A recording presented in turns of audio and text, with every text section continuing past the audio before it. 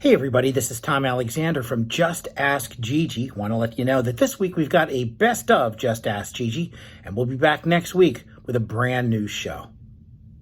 Little birdie told me I'd need army advice. Get information straight from the horse's mouth. Little birdie told me I'd need army advice. It's Just Ask Gigi with Gigi Stetler and Tom Alexander. Now here's Gigi and Tom.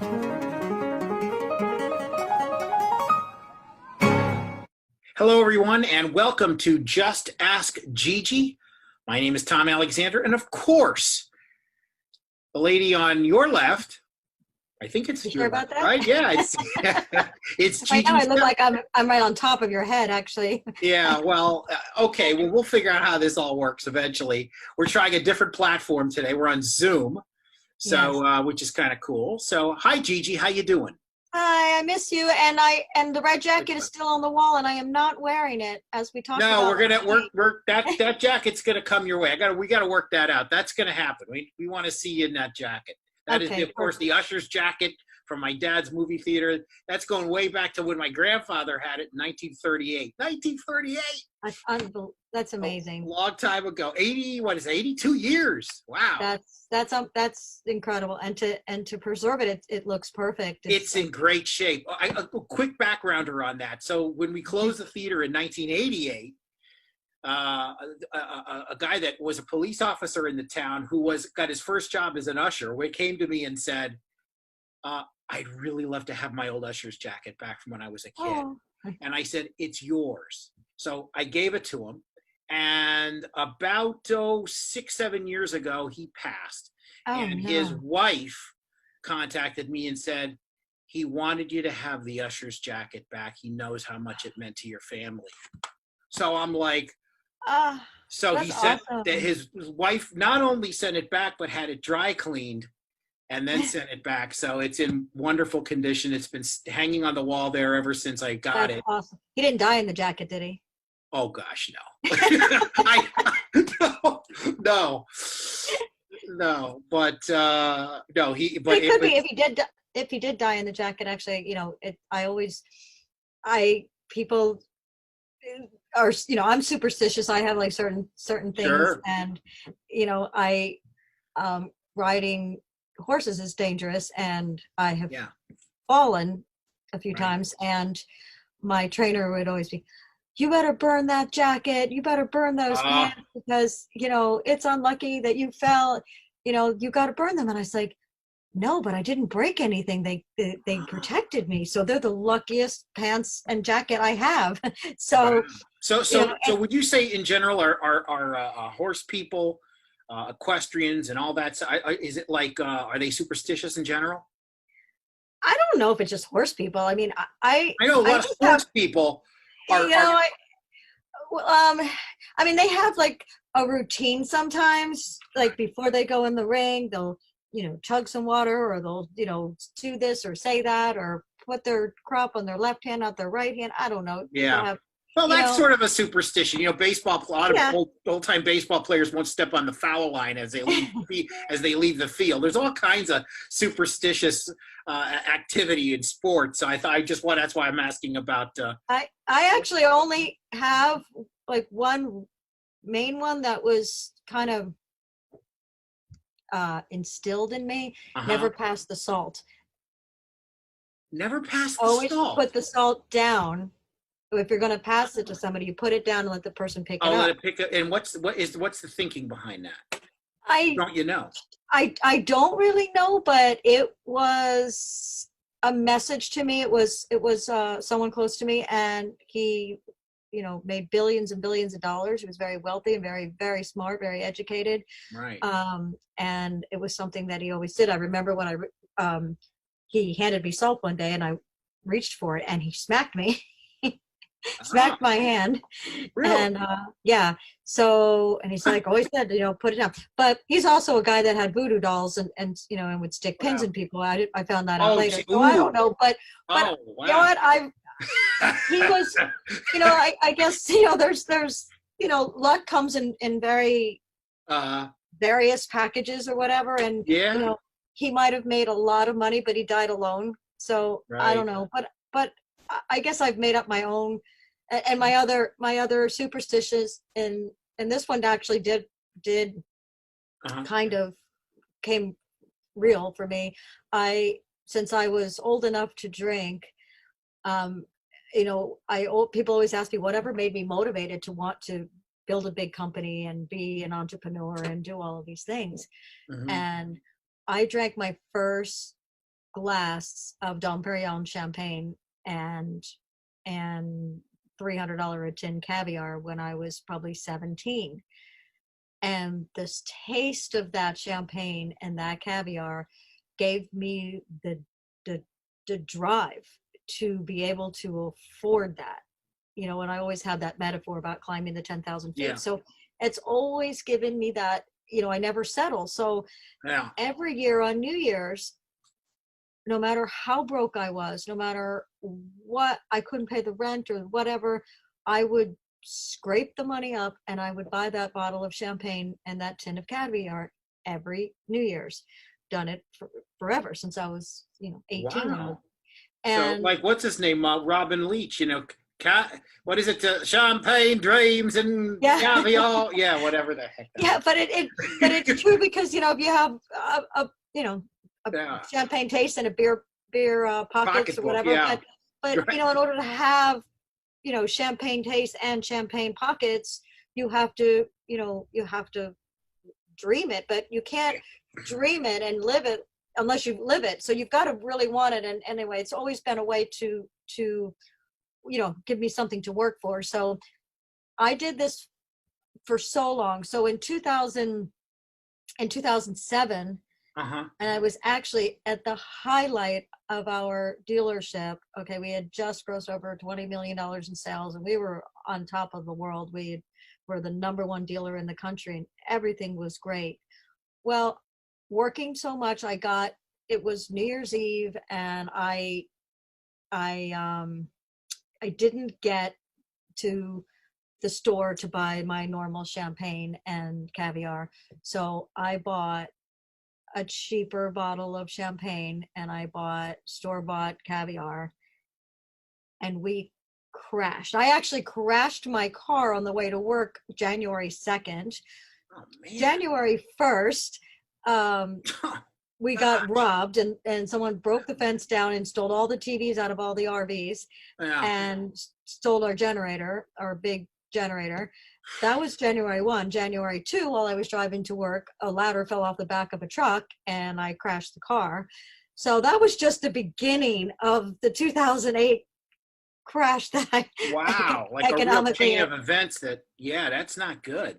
Yeah, so 2008 I had like one of my worst years ever, so financially and everything. So anyway, needless to say, my staff, after we've picked ourselves back up, my staff is now, and my friends, make sure that I leave early enough to go get that caviar and that Dom Perignon, because it affects other people around me. So I'm obsessed with it. So even if I go to a restaurant, I bring my own bottle and my tin of caviar, and I open it and I share it with everybody. It's not even if I don't drink it, all by myself, but I share it and I pass it around. So the more people that I give it to, the more people I spread that wisdom and that, anyway. So sharing the wealth, right? I mean, in a manner of speaking. Even if I don't have it, it's you got to have that dream. You got to dream big. So anyway, Absolutely. That's my superstitious story. That's all right. Nothing wrong with dreaming big. It's a big thing these days. Dreaming big might be we certainly always try to maintain great aspirations, but some of them are just shelved for a little bit so we can take care of people, because I think that's priority one right now, and that's certainly what the RV advisor is doing and the RVACA. And when we come back from this break, we're going to talk about everything that's been going on. And we have also some testimonials, wonderful success stories that we want to share. So we're going to take a quick break. This is Just Ask Gigi. She is Gigi Stetler. I'm Tom Alexander. Back in a moment.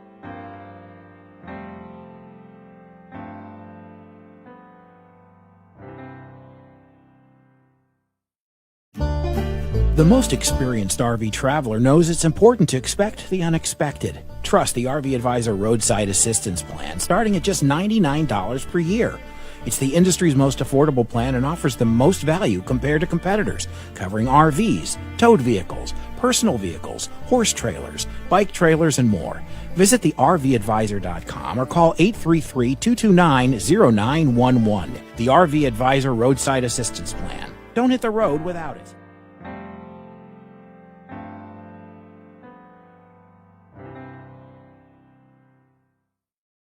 We are back on Just Ask Gigi along with Gigi Stetler. I'm Tom Alexander. And Gigi, we've gotten some wonderful requests, and many of those requests fulfilled at the rvaca.org. And it's if you go to the success stories page, you can see these for yourself. But I want to just read a couple that have come through. It's we got a note from a gentleman named Ernest Lowe. And he says, hello, I'm a registered nurse who works at Boulder Community Health in Boulder, Colorado. I have a wife and a 4-year-old son at home. I've become increasingly concerned that as I care for more COVID-19 patients, I'm undoubtedly increasing the risk of transmitting the virus to my family. And I do not want to be the reason my family suffers, so I am currently looking for other places to stay. I'm willing to stay by myself or with another health worker. I will take what is available. Thank you for your time and consideration. And why don't you finish the story? I got that request among a lot of requests, but I got that request. And, we talked about that last week. We were going to launch that on RVACA about, getting RVs for isolation and quarantine. And I'm not waiting around for donations because, if we do that, more people will die. And the amount of phone calls that I had and requests are people are contemplating, do I quit my job? Do I take medical leave? We can't have these healthcare workers make a decision and walk off the job, or we're going to be in serious trouble. Right. So just about everybody that we did help so far. And we started this process on Friday of last week.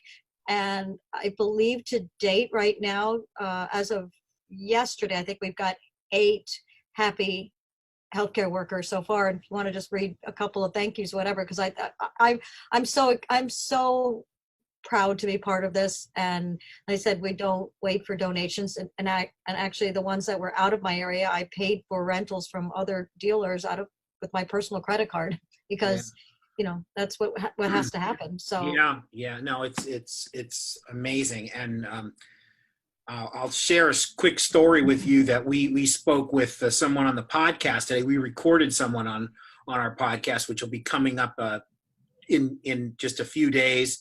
As we share our podcasts every Monday and Thursday, but I spoke with a gentleman from Sylvan Sport today. He's the CEO there. His name is Tom Dempsey. And he's on the front lines in a manner of speaking as well, in a sense that they've converted their factory into providing masks, setting them up. And sending them out and distributing. So they're making them and distributing. That's to awesome. The folks on the front line. What an awesome thing. I mean, it's just incredible. And, we talked about the idea of the whole nation mobilizing way, way back in World War II. We actually had that conversation. And, where factories are doing all kinds of things to help the effort. And we're seeing that again. We're seeing people that have factories that make one line of things, and they're helping in an entirely different area just to support the people that are on the front lines in the medical world. It is, it's so nice to see our communities and our country coming together. So, not divided. Right. It's great. I mean, there are some people that'll sit around and do nothing. And then there are so many more that are just, what can we do? Bored at home or whatever, use your thinking caps and, of figuring out how to help. I know we're all supposed to stay home and figure something out, and help out. I've heard more people say, we're so lucky that, lucky might not be the right word, but we're fortunate in a sense that when this thing did hit, we do have so many ways of mobilizing from home because of all the technology. This happened 20 years ago. It would be a lot harder, a lot more difficult to get the word out and communicate and send things and everything else. We had some stuff, but not like we have today. Let me continue with another. Please. Cynthia Laird writes, it was a pleasure speaking with you on the phone. Thank you for supporting healthcare workers that are on the front line fighting the war with the corona. Welcome to Camp COVID. Here's the awesome trailer that was donated to me by the RVACA, a nonprofit group who provides temporary housing for people in the midst of disaster. And it goes on. But it's just amazing, that makes my day. Those kind of stories make my day. I've always, making people's day, making people's lives, it makes me whole. So, it's all about that. Yeah, it is all about that. And Janice Hart, on behalf of Joshua, that's her son. My son Josh is a healthcare worker. He lives with me and my husband. We are both high-risk elderly people with pre-existing health conditions. We've heard this a lot. Yeah. Josh is the one who would need to be isolated from us, so not to spread the virus to us. Should he pick it up at work? He gets it at work. If that's the case, this is where he works with info pertaining to their admission of COVID patients, and then she attached a link there. So it goes on to say, hey, Gigi, Jim Parched, mispronouncing that probably, just delivered, and apologies, just delivered the trailer. It is awesome. We are so grateful to you for this service. It is much needed.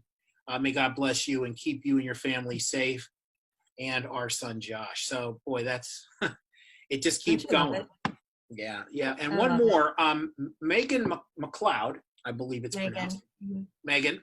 Hello, I saw that you recently helped my coworker Cindy, we heard from earlier, with her living situation to keep her family safe during these scary times. I am a trauma resuscitation nurse, which basically means I deal with patients as soon as they get to the emergency room with life-threatening traumatic injuries. I moved home to be with my mom about 2 years ago to help her with her worsening medical problems. She takes daily oral medication to suppress her immune system and receives monthly infusions. I am very scared that if I'm putting her at risk by simply doing my job, but I have nowhere else to live. It would also give me great peace of mind to be close if something were to happen to her. If you could assist me in finding an RV/camper, I would be forever grateful. I have been searching the web and calling dealers without luck.